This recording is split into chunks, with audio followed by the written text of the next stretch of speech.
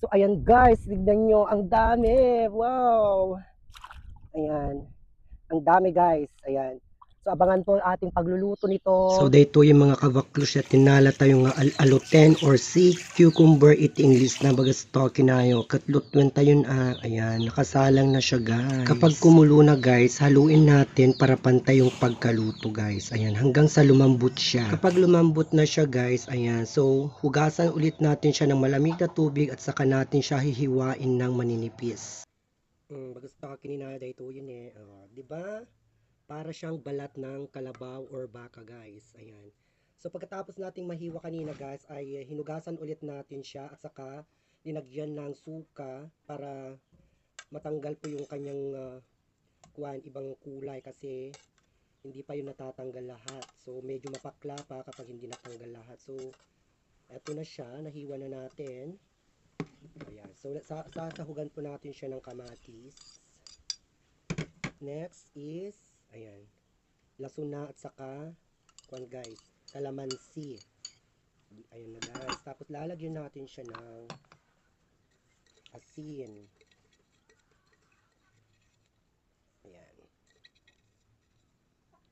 Ganun lamang po kasimple ang pagluto nito guys.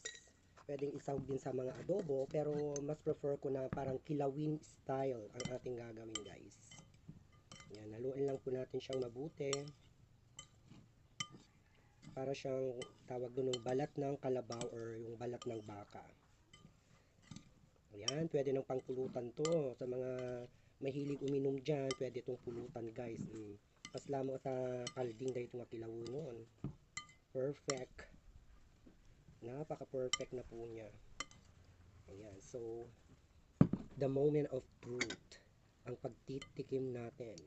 Ito na siya guys. Tikman natin. Ayan.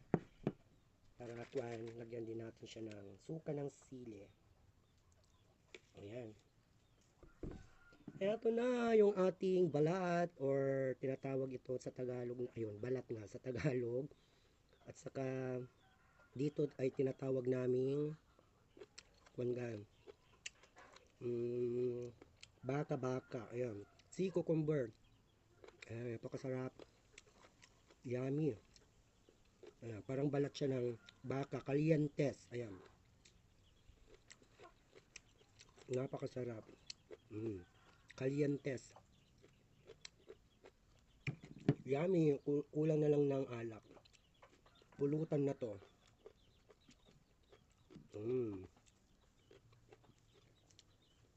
Napakasarap. Ayan. Till next video. Basta kininayo. Charap-charap. Masarap. Bye!